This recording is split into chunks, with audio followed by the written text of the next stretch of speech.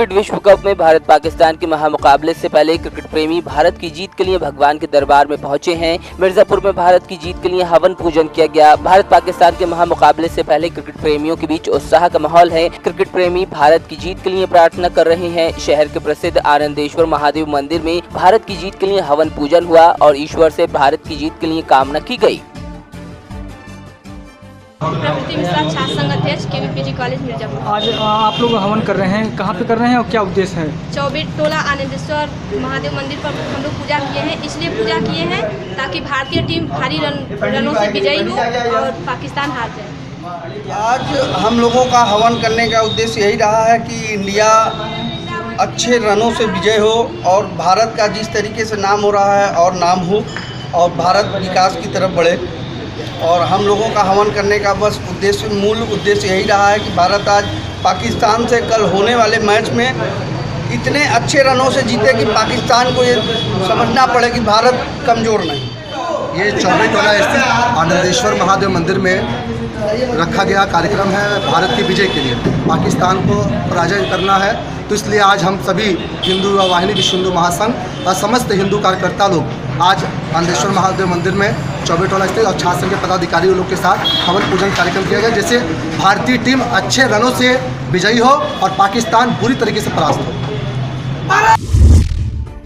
अदालतों और तहसीलों में लंबित मुकदमों में तारीख नहीं, फैसला मिलेगा। इसके लिए 13 जुलाई को राष्ट्रीय लोक अदालत में आवेदन करना होगा। ये जानकारी मिर्जापुर की प्रभारी जिला जज प्रीति श्रीवास्तव ने प्रेस कॉन्फ्रेंस के दौरान दी। जिला जज ने बताया कि राष्ट्रीय लोक अदालत का आयोजन 13 जुलाई को सुबह 10:30 बजे से दीवानी अदालत परिसर में किया जा रहा है और वादकारी अपने मुकदमों में समझौतों के आधार पर निस्तारण कराना चाहते हैं तो तहसील न्यायालय या पीठासीन अधिकारी से संपर्क करें।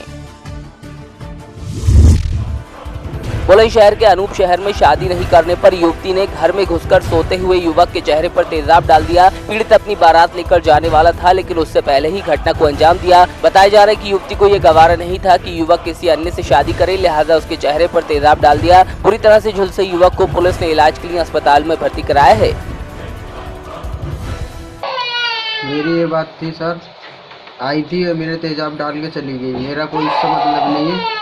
8-10 दिन पहले उसके भाई से मेरी लड़ाई हुई थी। क्या वो युवती तुमसे शादी करना चाहती थी? जी सर, मैं नहीं चाहता था। ये कब से आपसे प्रयास कर रही थी शादी के लिए? बहुत दिन से, कम से कम 1 साल करीब से। तो आपने मना कर दिया था? जी। इसकी शादी आज बारात जाने वाली है। इसके ऊपर रात की सुबह के 4 बजे तेजाब डाल के चली गई एक लड़की। क्यों? ये जबरदस्ती शादी करने की वो कर रही है कि मेरे संग शादी करे। तुम पहले से कोई संबंध थे इसके उस लड़की से? क्या ये जबरदस्ती करती थी, जबरदस्ती घुसने की कोशिश करेंगे। मैं तारे को भी पता है सब बात की। तो तुम नहीं चाहती थी उस लड़की से इसकी शादी हो? ना, हम ना चाहे। आज सुबह अनूप शहर के मोरी गेट मोहल्ले में पुराने प्रेम प्रसंग के विवाद में एक युवती ने एक युवक के ऊपर अम्ल फेंक दिया, जिससे युवक हल्के रूप में झुलस गया। युवक को तत्काल उपचार कराया गया है। अभियोग पंजीकृत करके आगे की वैधानिक कार्रवाई की जाएगी। बुलंदशहर के खुर्जा में पुलिस और बदमाशों के बीच मुठभेड़ के बाद कुख्यात बदमाश कामिल और पल्लू को पैर में गोली लगी है। आरोपी बदमाश ने पोल्ट्री व्यापारी हाजी सरताज से 10 लाख रुपए की रंगदारी मांगी थी। घायल बदमाश पर लूट, चोरी जैसे लगभग 1 दर्जन गंभीर मामले दर्ज हैं। पुलिस ने बदमाश से 1 तमंचा और 2 जिंदा कारतूस भी बरामद किए हैं। बुलंदशहर में चोरों के हौसले बुलंद हैं। चोरों ने पावर कॉर्पोरेशन की सरकारी कॉलोनी में दिन दिहाड़े सेंध लगाते हुए 2 एसडीओ के फ्लैट में चोरी की घटना को अंजाम दिया। बताया जा रहा है कि घटना के दौरान दोनों एसडीओ ड्यूटी पर थे और परिवार शहर से बाहर गया है, जिसका फायदा उठाते हुए चोरों ने घर के ताले तोड़े। परिजनों के घर वापस आने पर नुकसान का पता चल सकेगा। मथुरा के बलदेव थाना इलाके की यमुना एक्सप्रेसवे पर तेज रफ्तार कार को अज्ञात वाहन ने टक्कर मार दी, जिसके बाद बेकाबू कार डिवाइडर से जा टकराई। मौके पर 5 लोगों की दर्दनाक मौत हो गई, जिसमें 3 लोग गंभीर रूप से घायल हुए हैं। नोएडा से आगरा जाते वक्त यह हादसा पेश आया। ये हादसा हुआ है 140 किलोमीटर पर।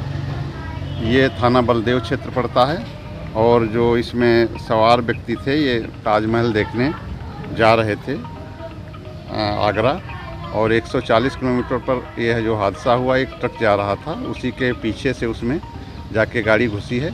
कौन सी इसमें- गाड़ी थी सर? ये वैगनार गाड़ी है जो प्रेमचंद शर्मा की है और इसमें जब नीचे घुसी तो इसमें 5 कैजुअल्टी मौके पर हुई। 3 लोग गंभीर रूप से घायल हैं जिन्हें कृष्णा अस्पताल आगरा में भर्ती कराया गया है, जिनकी स्थिति गंभीर है। सर गाड़ी में कितने लोग सवार थे? ये 8 लोग थे। सर ये कहाँ से कहाँ जा रहे थे और कहाँ के रहने वाले थे? ये नोएडा से आगरा ताजमहल देखने जा रहे थे और इनके परिजनों को सूचना दी जा रही। एक गाड़ी पीछे से इनके साथ और थी जिसमें से एक व्यक्ति उसमें से परिचित हैं और उनको सूचना दी गई है। वो साथ में यहाँ मोर्चरी पर आ गए हैं। हम लोगों ने मौका मुआयना किया है सभी उच्चाधिकारियों ने। सर घटनास्थल पर ही 5 की मौत हो गई? हाँ, घटनास्थल पर हुई है और 3 गंभीर रूप से कृष्णा अस्पताल में भर्ती हैं आगरा में।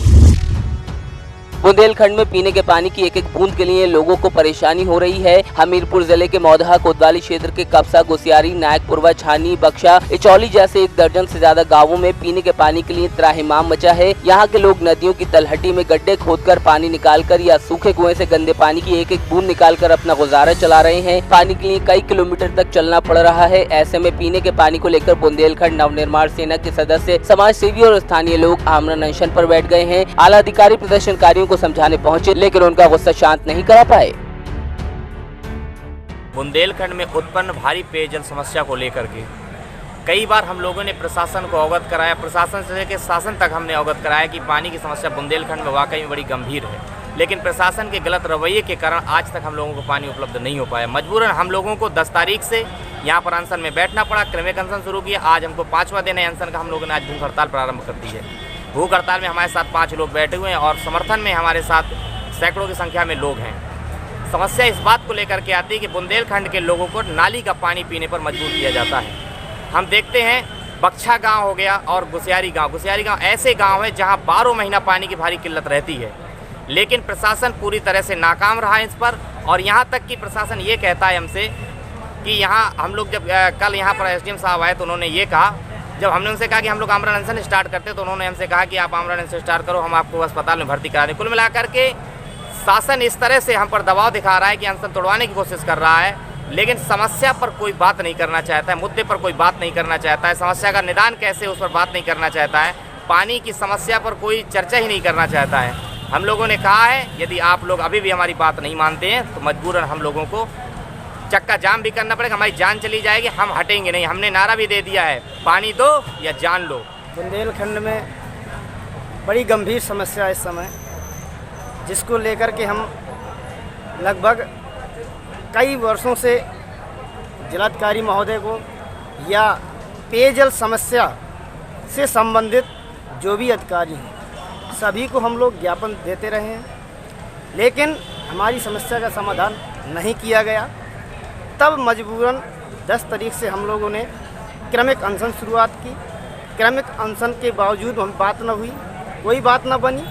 तब हम लोगों ने आज से भूख हड़ताल शुरू कर दी है। अगर अभी भी शासन प्रशासन नहीं चेता तो हम लोग जगह जगह चक्का जाम करेंगे और भले ही हमें कुछ करना पड़ जाए, पेयजल की समस्या तो दूर करा के ही रहें। पूरे तहसील क्षेत्र में पानी की कहीं समस्या नहीं है। मेरा बुंदेलखंड और विशेषकर मौदहा तहसील का जो बांदा से लगा हुआ पोर्शन है, जिसमें 8 से 10 गाँव है, वहाँ पानी की प्रॉब्लम है। ज़मीन के नीचे वहाँ कम पानी है, तो लगातार उस पर प्रयास हो रहा है। लगातार हम लोग टैंकरों से पानी पहुँचा रहे हैं। हर गाँव में टैंकर चल रहे हैं और एक गाँव में एक साथ 4-4 टैंकर चल रहे हैं, जिनको कई राउंडों में टैंकर चलाए जा रहे हैं। तो आम जनता को पानी की कहीं परेशानी नहीं है।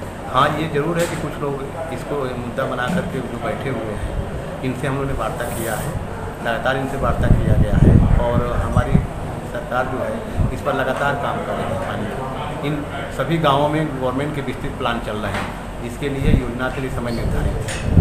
तो लगातार इनसे भी बात हो रही है, इनको समझाने का प्रयास किया जा रहा है। कहीं भी कोई पानी की समस्या नहीं।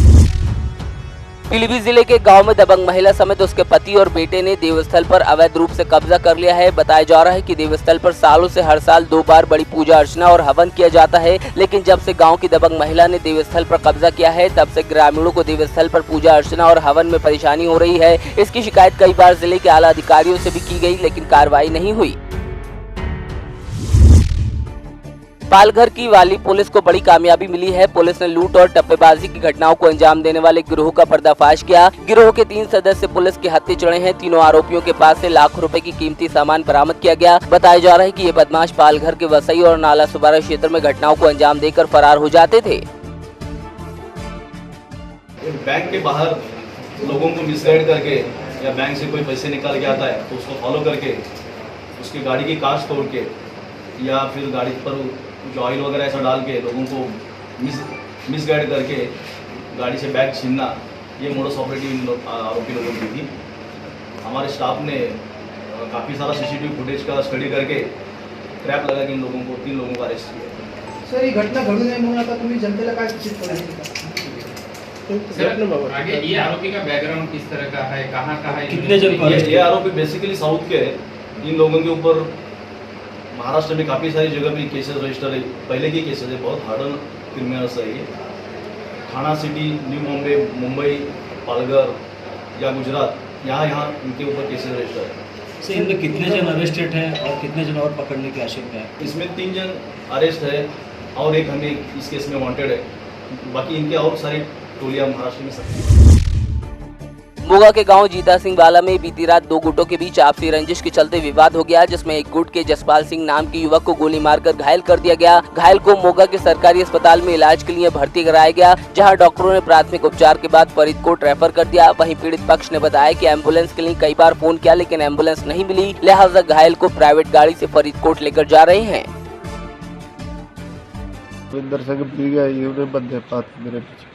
डले फैर मारे, कितना फायर मारा?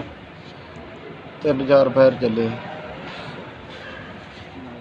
मेरा ब्रदर खेतों मोटर बंद करके आ रहा सीगा जी, ठीक है। बलविंदर सिंह विधगा, ਉਹਦੇ ਭਤੀਜੇ ਇੱਕ ਜਸਵੀਰ ਸਿੰਘ, ਮੱਖਣ ਸਿੰਘ, ਅਰਜਨ ਸਿੰਘ, ਇੱਕ ਜਸਵੀਰ ਸਿੰਘ ਦਾ ਬੇਟਾ ਜੀ ਜਸਨਪ੍ਰੀਤ, ਤੇ ਨਾਲ ਇਹਨਾਂ ਨੇ 5-6 ਬੰਦੇ ਅਣਪਛਾਤੇ ਆ, ਠੀਕ ਹੈ ਜੀ। ਇਹਨਾਂ ਨੇ ਮੇਰੇ ਬ੍ਰਦਰ ਨੂੰ ਆਉਂਦੇ ਹੋਏ ਗੱਡੀ ਵਿੱਚ ਮਾਰ ਕੇ मोटरसाइकिल तो सैट के ਉਹਦੇ सट्टा मारियां, फैर मारे ਉਹਦੇ जी, ਲੱਤ ਤੇ, एक बांह ਤੇ जी, एक ਲੱਤ ਤੇ जी, ठीक है जी। ਉਹਦਾ ਅਸਲਾ ਖੋਹ के लै गए जी।